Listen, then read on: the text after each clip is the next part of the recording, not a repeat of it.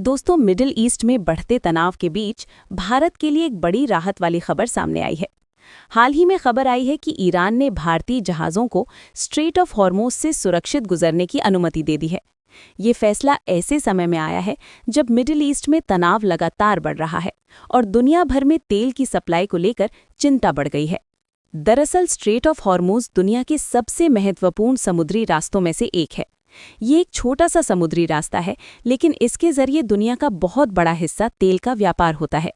खाड़ी देशों से निकलने वाला ज्यादातर तेल इसी रास्ते से दुनिया के अलग अलग देशों तक पहुंचता है। भारत भी अपने तेल का एक बड़ा हिस्सा इसी रास्ते से मंगाता है। पिछले कुछ दिनों से मिडिल ईस्ट में हालात काफी तनावपूर्ण बने हुए हैं। कई रिपोर्ट्स में ये भी कहा गया कि कुछ जहाज़ों पर हमले हुए और इस इलाके में सुरक्षा को लेकर खतरा बढ़ गया। इसी वजह से कई देशों को डर था कि अगर ये रास्ता बंद हो गया या जहाज़ों की आवाजाही रुक गई तो पूरी दुनिया में तेल की कीमतें तेजी से बढ़ सकती हैं। भारत के लिए ये चिंता और भी ज्यादा थी, क्योंकि भारत अपनी ज़रूरत का काफ़ी तेल बाहर से मंगाता है। अगर ये रास्ता बंद हो जाता तो भारत की तेल सप्लाई पर सीधा असर पड़ सकता था और पेट्रोल डीजल की कीमतों में भी तेजी से बढ़ोतरी हो सकती थी। इसी बीच भारत के विदेश मंत्री एस जयशंकर और ईरान के विदेश मंत्री के बीच बातचीत हुई। इस बातचीत के बाद ईरान ने भारतीय झंडे वाले जहाज़ों को स्ट्रेट ऑफ हॉर्मुज़ से सुरक्षित गुजरने की अनुमति दे दी।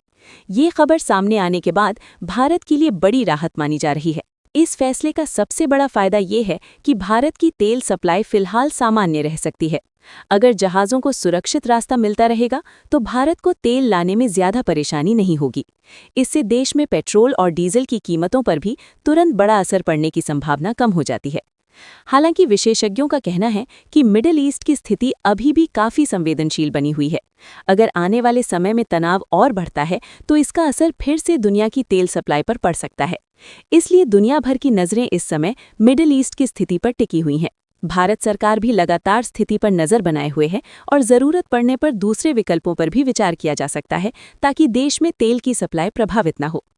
कुल मिलाकर देखा जाए तो इस समय भारत के लिए ये खबर काफी राहत देने वाली है कि भारतीय जहाज़ों को स्ट्रेट ऑफ हॉर्मुज़ से गुजरने की अनुमति मिल गई है।